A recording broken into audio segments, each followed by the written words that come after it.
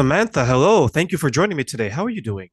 Finding yourself. Thank you for having me. I truly appreciate it. I am well. I forgot to mention to you, it's a long weekend here in Toronto, Canada, so I have 3 days off. Awesome sauce. That's a good thing. Aren't you celebrating a holiday on Monday? Yeah, so it's our Thanksgiving this Yes. Monday. Yes, yes. A good friend Yeah. of mine, she's in Canada and she was telling me that you guys were celebrating holiday this Monday coming. So happy holidays to you. Thank you. Thank you. One of my friends, she was driving on the highway and she was like, the traffic is crazy. And I told him, like, everyone's going to their cottage, everyone's going to their family. You picked the worst day, Sunday afternoon. Should have went Sunday morning. Yes, I get it. It's the same thing here. When in the United States, when it's a holiday, everyone is up, out, and about. The traffic is crazy, but it's well worth it in the end to be able to connect with family and friends. Absolutely. I can't wait till the day where we have like travel in the air, like how they used to do those movies in the 90s. Imagine the traffic in the sky. That would be nuts. I know it's like I talk about it all the time. I tell people it used to be a cartoon back in the 90s, when I was young. Uh, it was a cartoon in the 80s, excuse, called The Jetsons, and they flew planes in the air. Just about everything that we're doing now, this cartoon did it years ago. So it's soon to come that we will definitely be having air flight for instead of cars. Absolutely. I remember the Jetsons. Didn't they have like a robot butler? Yes, they did. Remember, just like we Yes. have now inside of Yeah. stores and stuff, the robots that come through the stores. Yeah, it's Mhm. the same thing. Yeah, that was a 90s cartoon, if I remember correctly. No, because I was still young, so it was in the 80s. Oh I was my. younger. Yes, I was younger. Let me say that. Okay, so maybe when I saw those reruns. Yes, Oh my God, we just probably aged so. ourselves. Yes, we did, especially me. Yeah. So today we're going to talk about something that actually I was reading a lot. I was reading about it a few weeks ago. And then when I saw the topics, I was like, wow, this is like serendipitous, where you have someone that is going to join my show, you, to talk about women in male dominated spaces when it comes to the corporate world. And I was reading a little bit today as well, just to catch myself up, because I think it's something that's very, very important to discuss. Yes, it is. I don't think that it gets enough conversation. A lot of times we get passed over, looked over, and we don't get to talk about it because there's so many other things. We're talking about that glass ceiling, and when you see one woman get there, everyone thinks that that's just enough, but it's how women get to stay there or how women deal with the emotions that are attached to being in these jobs where they are the first or the only or just a few. So it's a lot of obstacles besides the one of just breaking the ceiling. Why do you think there is a lack of parity when it comes to men in certain jobs and women in those same jobs? Oh, society, ancestrally, all the things, and the patriarchal system in itself that has always defined how women should show up and what looks like a good woman, what a good woman is supposed to do. And even though we've shifted and grown, we still respect those thought processes from hundreds of years ago, where women ideally are sought as caregivers and nurturers. So they end up as nurses, they end up as teachers, um, executive assistants, and anything outside of that, we're described as an anomaly. We're not anything, that's just what you see. We're outside of the norm. I look at where I work and I look at where I've worked before, and there's always been an interesting dynamic because when it comes to, let's say, the executive role, you'll have you'll have a large group of, let's say, men in the manager role, and then you'll have like um a group of women in the senior manager role, and then their boss are men, and then their bosses are women. So you have like man, woman, right? And one thing that a lot of people did notice when they're discussing that is that it was a specific type of man, woman, man, woman. And when I was reading some of these reports, you had a lot of people who were, let's say women of color who are struggling to break through because one person who's a black woman, she was quoting saying that sometimes they think, to your point, one is enough. One white woman, one black woman, one Asian woman, one this, right? They're saying, okay, there is one, so there could be more. But I think sometimes what people forget is that, yes, there's the one, but what's the problem with having two, five, 10? Do you see that dynamic as well? Oh, I definitely see it in the environment that I work in now. I it's two women, myself and another woman who was brought in, but that's enough for the men. That's enough to fill a quota. I recently started talking about it on my social media. A lot of companies in itself just want to check the box so that they can get their monies or their revenues from the government. They aren't actually wanting us there. They aren't actually seeing the value that we bring, even though we bring value every single day. We bring more than even the average man because we always seem to have to think that we have to work harder, show up greater, do all the things. And then not just that in itself. I get so excited about this. Let me calm myself down because I was getting ready to say, just like you think about it, understand that the things that we carry, that we have to make sure that it's women that come behind us that make sure that they're secure in a job. So there's never going to be where it's thought of that we should just show up and that's more than enough, that we should be more because of the men itself, the mindset. And I'm not asking anyone to change, but there is room for everyone to grow. What do you think sometimes those who maybe achieve the success of breaking through, what do you think is maybe preventing them from helping someone else up as well? Oh, um, I'm for me, I'm not that person, but what I do see is some women feel that the struggle, the next person, the woman behind them needs to struggle to understand. They need to understand and they need to go through it to appreciate it, or they put us against each other. Oh, do you know what Beth does? Do you know what Shatima does? Oh, they're all these great things that they do, and they kind of try to backpedal what we've done and how we've showed up. I had a boss, and it's insane, Asian American, who thought that him tearing me down and building up another woman would allow her to be seen and to be heard, but he wanted to tear me down to make me look less than. This is what they do in these companies. They put us against each other. So it's always that battle between other women in power who want to see you struggle, men that put us against each other so that there is no reason for us to get along, so that we can bring other women, teach other women, show other women. I just think it's unfair, but this is the way society has trained us or trained men, and not until they're willing to understand how they show up. But I'm not asking them to change. I'm asking us as women to recognize what's going on and us shift, us grow. Do you think it starts maybe because you mentioned, at least when we were talking, do you think it starts from trusting yourself to be able to make that change, and then maybe creating that same trust that you just harness into someone else as well, so now you have a group of people trusting each other versus one person trying to do it all by themselves? Oh, it definitely starts with trusting yourself. And with trusting yourself comes self love. People equate self love and self care as the same thing, and it absolutely is not. Understanding that you get to talk nice to yourself, that you get to show up for yourself, keep small promises to yourself. That in itself allows you to build self trust. And when you're trusting yourself and your own beliefs and your qualifications, then you show up differently. I like that. Was when I became a manager, I was the only manager that looked like me. And I remember one time there was a group of men and women. They were so celebratory of it, especially those who were at the time in their 50s and 60s. I remember one woman specifically saying that she didn't ever think in her lifetime she would see a black manager.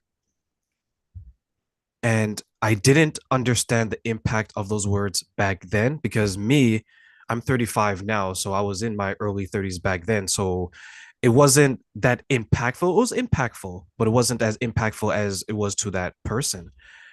And then I remember like a year later, Obama was president. Then I was like, okay, I think this is how she felt when she was telling me that because some people out from Canada were looking at the American politics. You guys were overjoyed when you saw Obama as the president. Same with her now, different circumstances, of course, but she was so overjoyed because she was, I guess, raised in an environment where every time she thought of a manager, she had a specific view of a manager. It was a man, probably, yes, but it was a specific type of man. So her baseline was different. Like, what are some of the steps that maybe we can help people to adjust their baseline so they're accepting of any and everyone can be in certain roles as long as they're qualified, but we have to help the people get qualified and maybe remove some unconscious biases that we may have. Well, that works. That all starts with us as human beings. That starts with, say, your core beliefs. Our core belief system allows us to stay in the same mindset, stay showing up the same way. But when we really tap into that and allow ourselves to see that this is just a belief that has been passed down generationally, and it's like a tradition. It's like holidays, like you're getting ready to celebrate now. You have certain foods, certain drinks that you serve, and if you change it, if you shift it. That's what this is, being able to change and to shift that core belief of what a person looks like in a career. We typically see certain people, and when you put someone else in it, a woman of color, if you put a black man in there, a black woman in a position, it's not norm, of course, it's shifting the way we are received. But it definitely allows women and men, when they come in to see us, and that we are representation to show up differently. They take such pride in that. So it's about shifting the belief system, that core belief that we have within ourselves. We get to change it, we get to shift it, we get to grow from it. We don't have to continue to do the same things.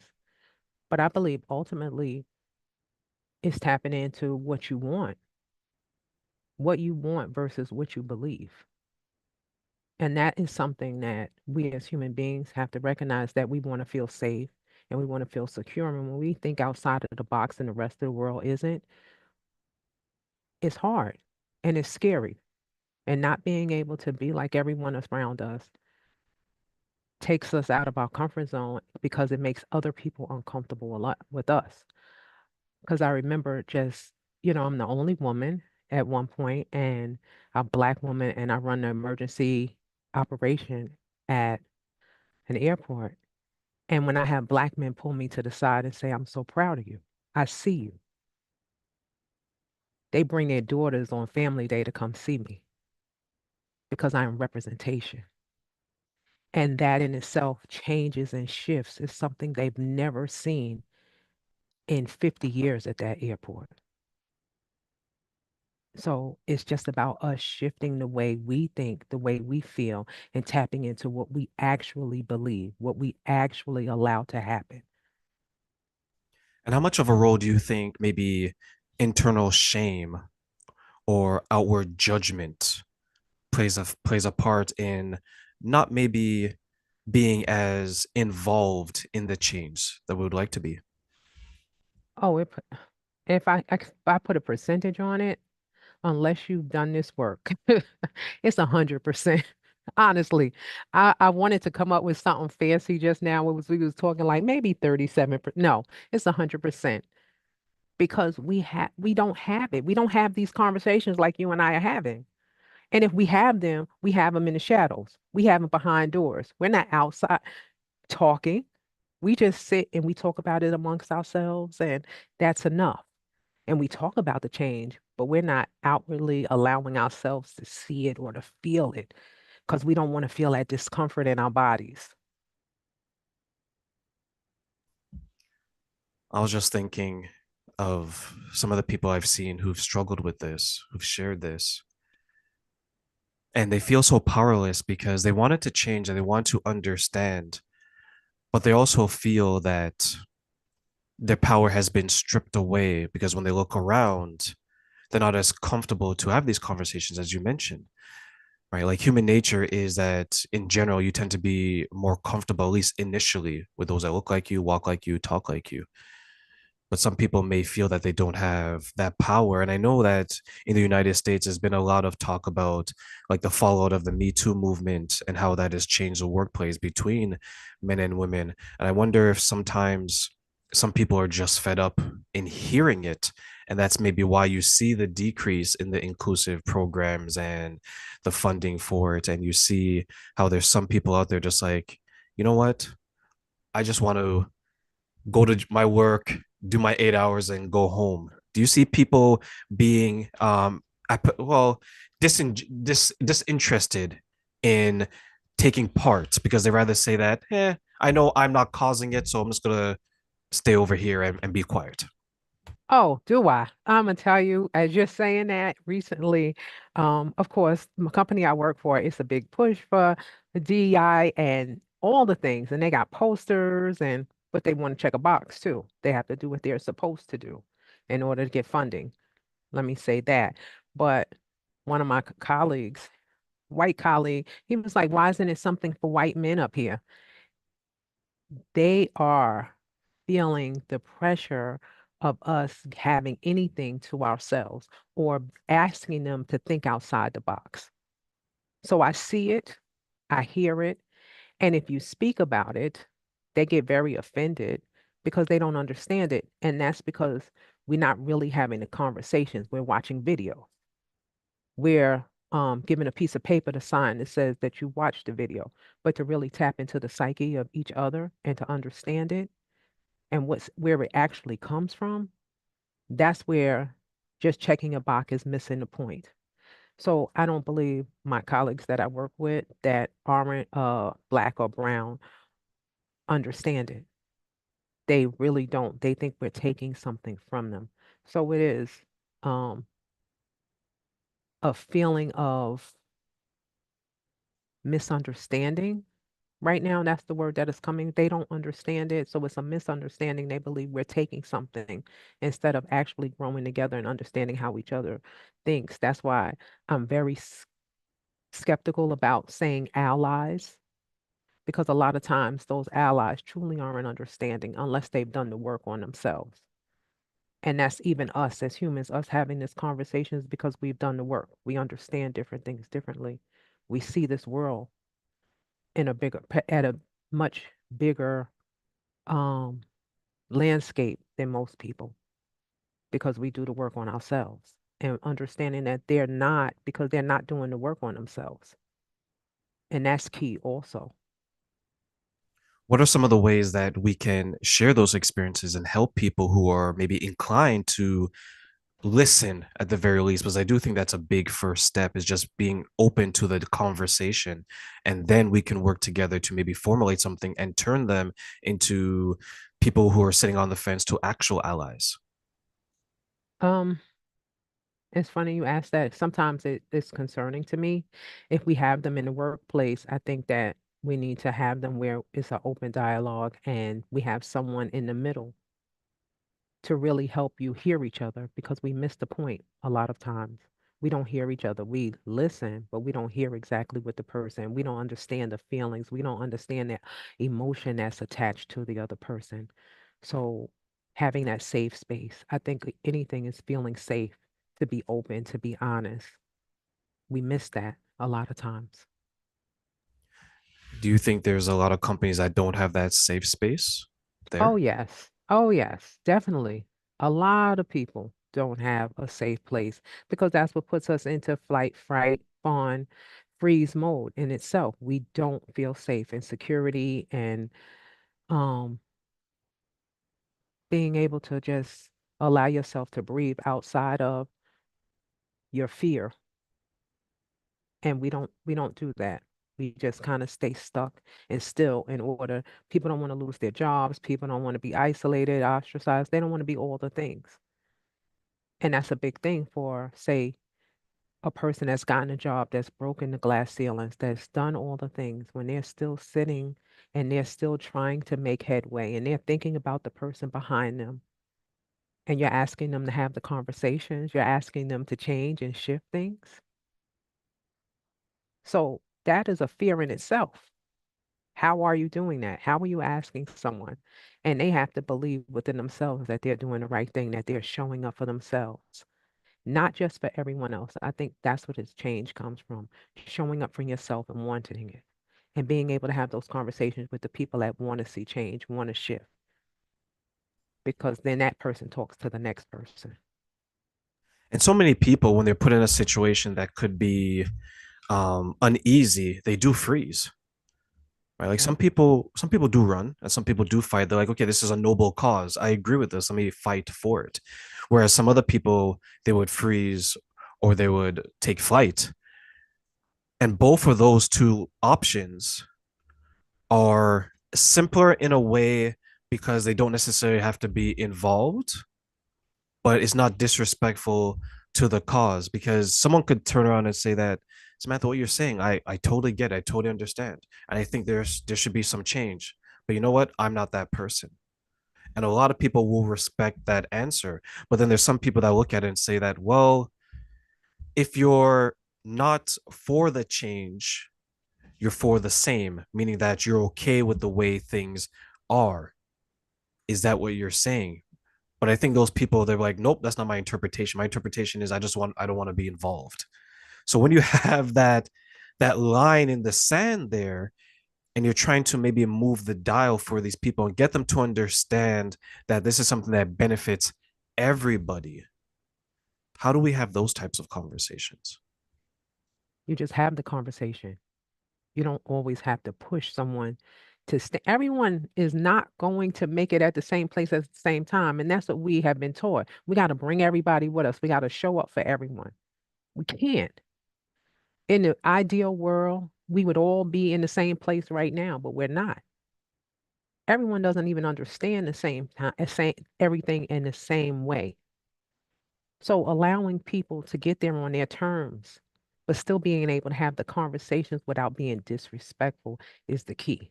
I don't have to bring the masses with me, but I have to be able to have the conversations. That's key. If you can't have the conversations, then how are you making any changes? Everyone is not on the same playing field. Everyone nervous system is not built the same, depending on the traumas that they face, depending on the situations and the circumstances in their lives. So, how am I going to force someone or blame someone? All I can do is offer them love and respect and do my job and do my part. And me speaking up, being able to have it is the part that I play in this, being able to protect, being able to help when I can.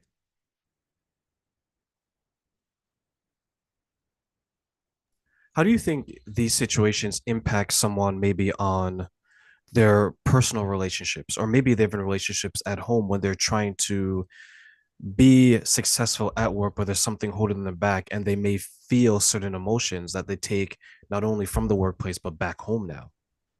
Oh my goodness. Let me tell you, even for me, I could be angry because it wears on you. It wears on your psyche completely. You step in, you're at work more than you're at home. You're interacting on these levels, and your stress level is out of this world because you're trying to be everything, do all the right things, show up in this way that makes you a good employee, make you the go-to person because you're trying to prove yourself. And could you imagine going home and just taking that off immediately? We try, but it's hard.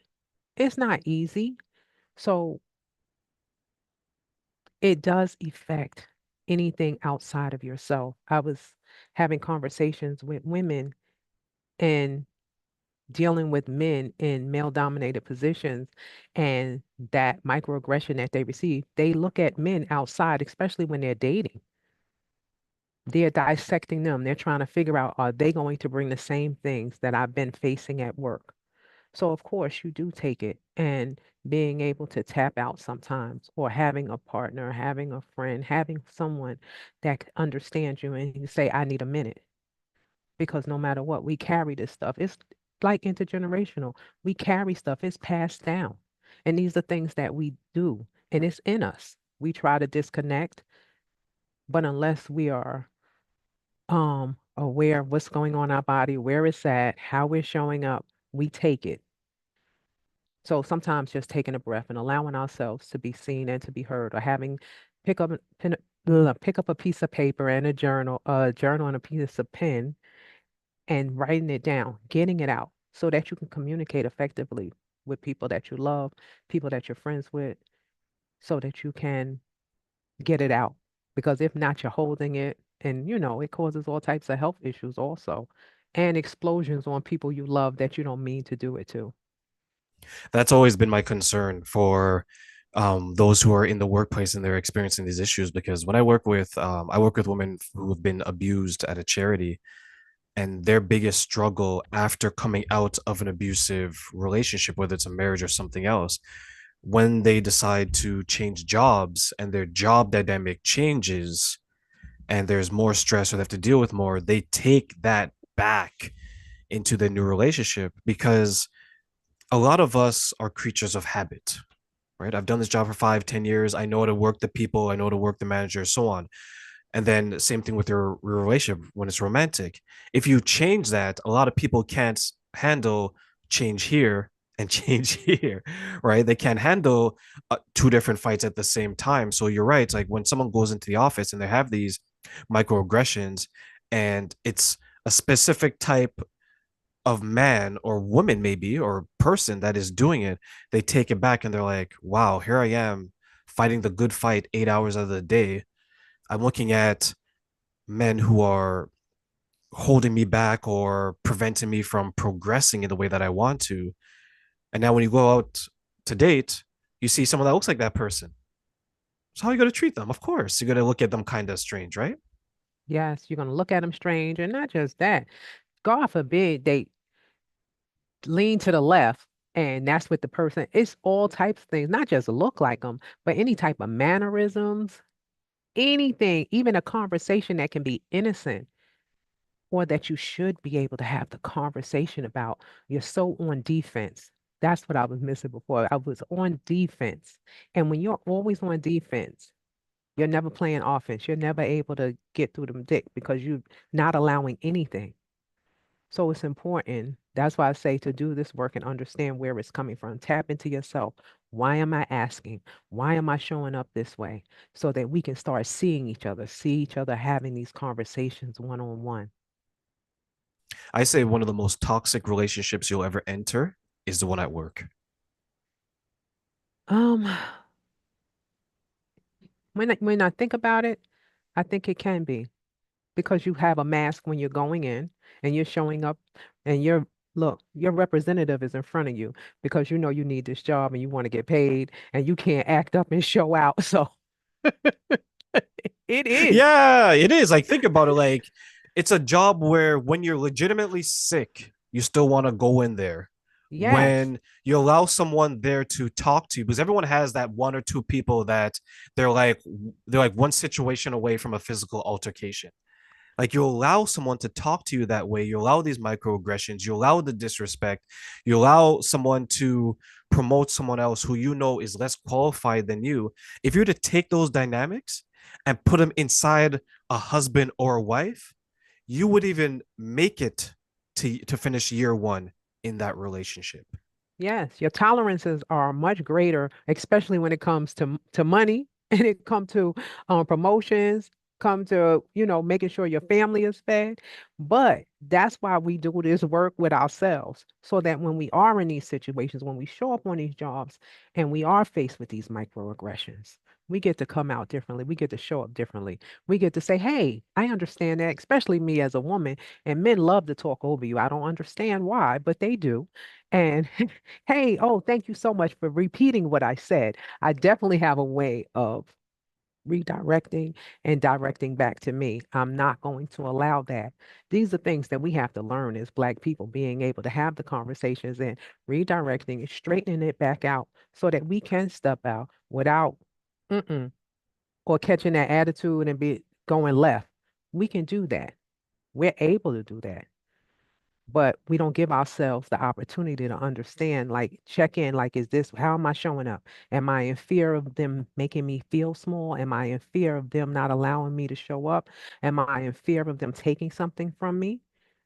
Okay, all right, I know where it's coming from. I don't have to fight for that because I own it. This is mine. And once we get secure in knowing that this is ours and nobody gave anything, because that's how we moved for hundreds of years. Someone was giving us something. We are so appreciative. So we allowed stuff to happen to us. Now we get to show up and own our whole thing. We get to own this shit because it's ours. We don't get to tip around it and let people think. That's the difference. And that's why when I think about how we were and how we are and how we allow things and how we show up with representation as representatives of ourselves, once we get settled in it, we don't have to do that anymore. We don't have to be so grateful for an opportunity that we earn. No, they don't get to do that to us anymore. We get to show up fully as ourselves authentically and then check them in a respectful way, but still check them. How much do you think money plays into the fact that we don't show out in the way that you describe like we should, and we don't check people because we have more opportunities now than we did previously, but it seems money may keep people in quote unquote their place and not want to rock the boat. Because it plays a big part. It plays a large part, especially if you are the only person in your home that's working. You're the only caregiver for your children. All the things. It plays a big part because who don't want to have a place to live? Who doesn't want to be able to feed their families? But you get to decide, is this something that I really want to do? Is this a place that's going to help sustain me until I can get to where I want to be? But you get to make decisions for yourself. Once we get places and we stay there when we don't want to, or we leave because we're uncomfortable with other people. But is the discomfort coming from them or is it coming from thoughts that we're having? So we have to recognize that it's a lot of parts, moving parts in this. It's not just X and Y. It's the whole alphabet in this. Where are these thoughts coming from that's not allowing us to show up truly as ourselves, that we're putting on masks, we're not checking things that need to be checked, even if the money is right. We get to speak up. We don't speak up and we don't say anything because of money, because we're afraid that they can take it from us. But can anyone bring what we bring to the table? And I'm a true believer in what's for me is for me. Can't nobody take from me what is for me. And as long as we continue to move in this fear that they're going to take it from us, that we didn't actually earn it, that we're just a checked box, we allow people to do what they want to us and mistreat us. Meaning we can't speak up. We can't go that extra mile. We can't ask for a day off. We're over delivering because we need to be seen and heard. We're stepping on the neck of black person's neck because we need them to see, hey, I'm the A1 black person or I'm the A1 woman here.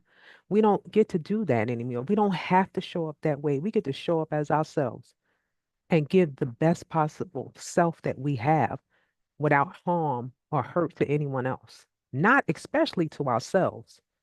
And that's where that self love comes in and understanding that. How do you think how much, actually, let me ask it this way. Let me go straight up and ask it, Samantha. I'm going to go straight up and ask it. The diversity, equity, and inclusion programs, do you think they're working as well as they can be, or do you think there's something that needs to be tweaked, or are they perfectly fine the way they are? I think it depends on what kind of job you work on. I think I think the private sector, I think it works better than in a government agency or a state agency. State agencies are getting money from the government and they're allowing themselves to just put something out there just to say that it's done. They really don't give a damn because if they did, then we would be changing the dynamics in which they show up in the workplace or how they show up, especially in these, for me personally, in these male dominated spaces. Women would have more of a voice. They wouldn't be allowed to be disrespected. We just went and see a movie where we see only um they deal with a lot of more so he, she, they, them than they actually do things that affect black and brown people. So, no, I don't think that these jobs do the right thing. I think them bringing someone in smaller groups to have conversations instead of just putting a video on to say, watch it. And just in case something gets out of hand, they don't lose their funding from the federal government. They can still get that, and the person gets disciplined. But no real lessons have been learned, no real conversations have been had. They want to spend the least amount of money so they can keep all the money that they're getting from the government agencies, from the state and federal governments. Do I think jobs on the private sector show up differently? Yeah, because I think they invest differently in their employees. I think it's more personal. I think it's a different type of person running these jobs outside. But government jobs, they don't care. It's not the same care unless they do the work. And I think they need small programs allowing people to have these conversations to change the world. I wonder how much of that is because the government entity is so large, or companies, when they reach a certain amount of employees, those programs are less impactful. Where in the private sector, you probably have more smaller companies. So as you mentioned, they can personalize, right? They can say, okay, this is what we're looking to do versus some of these companies that have, or government that has 5,000, 10,000, 20,000, 80,000 people. They're so far removed from the grassroots that maybe they're not even aware if it's working to the way that they want it to work. They have it in place and then they just leave it. I think they're aware, but it's easier. Everyone goes for easy this in this day and age. Even when you're of a particular age, you go for easy. That's what it is. And it's easier. And again, it's those box checking that's important to them.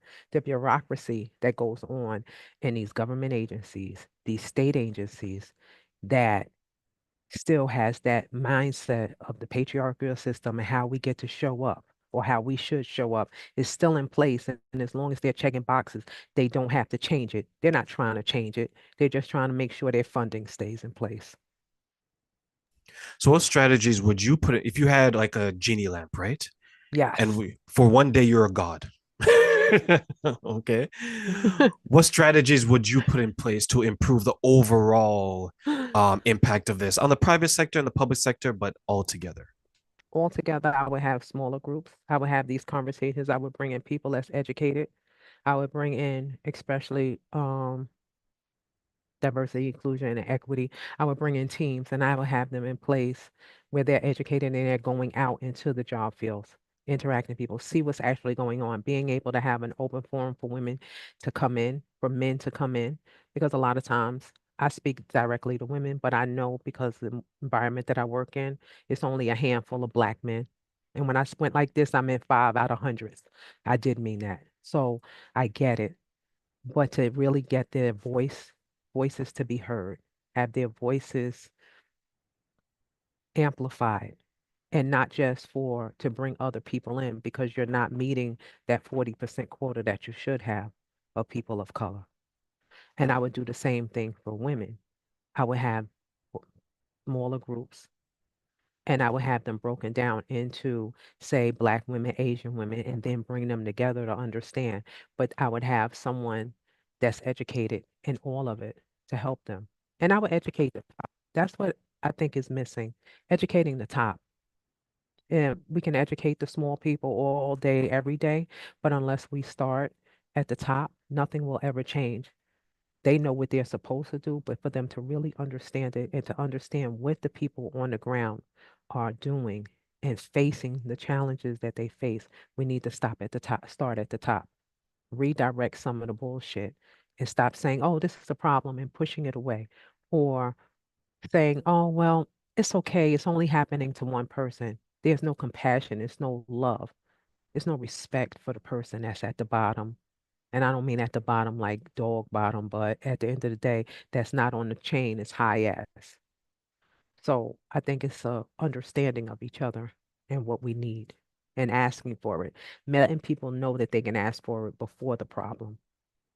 We go after the problem. Being able to seek help and understanding is key also. I think if I was put in the same position and if I was all powerful, all seeing, all knowing, I think there's a number of things that you mentioned that I would do as well. And I would add that I do think that the training needs to be on the top because I think at the entry level, they do a pretty decent or good job at making everyone aware of it. And then I think there is a timeline where people forget because the training or the education or the experience begins to wane as you climb higher and higher.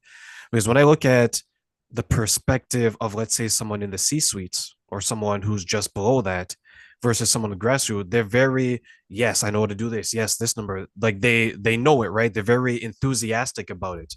Whereas you get higher and higher, it's like, okay, 20% here, 50% this, 30% this. Like they seem to be disconnected from the passion and the spirit of it. Like it becomes more number crunching. And I think that they definitely need to maintain the training to get to the experience saying that, okay, come down out of your ivory tower and your golden throne. See how things are. When someone says, hey, there's 30% women here, but two jobs higher, there's only 10%. What has happened? Right. I think we need to have those direct conversations because sometimes people don't see it. One, I think because they don't want to see it, they have blinders on. And two, they're aware of it and they're just like, okay, it's not necessarily my problem. I think for women, especially in the environment that I work in, even though the numbers are down, and I think women do come in, but it's retaining them, keeping them there. We don't, we don't stay a lot of times because of all of the discomfort that they face because of men speaking over them, men taking their ideas, making them theirs, not getting the promotions, not getting the money, being put on jobs where they won't make the money that a man is making. They're getting the short end of the stick. They begin to have self-doubt. All of those play a part in it also. So it is because, think about it. At the top has number crunchers. They do. And they have graphs and charts and they have all the things that educate them. But what it is keeping the women there, keeping the black people in these positions. Why aren't they staying? That's one of the things. Figuring that out is the key. Is your comfort more important than staying at a company where you feel so uncomfortable? So getting them at the top to understand, yeah, we hired them because they're going to hire you. They're going to give you an opportunity because they need their quota, but getting you to stay. How are we going to shift that? How are we going to change that? And it starts at the top with real education or real conversations that trickle down. Because no matter which way you look at it, turn it or twist it, if we don't have the conversations, no one is ever going to change because we don't want to we'll feel uncomfortable. You and I will feel uncomfortable because that's how we know to feel.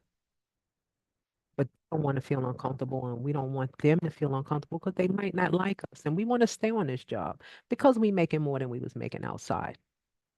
But we get to change that. We get to shift that once we start shifting up top. So it's not just about educating, it's about keeping the people in the jobs. That's why we don't stay. That uneasiness, that not feeling safe.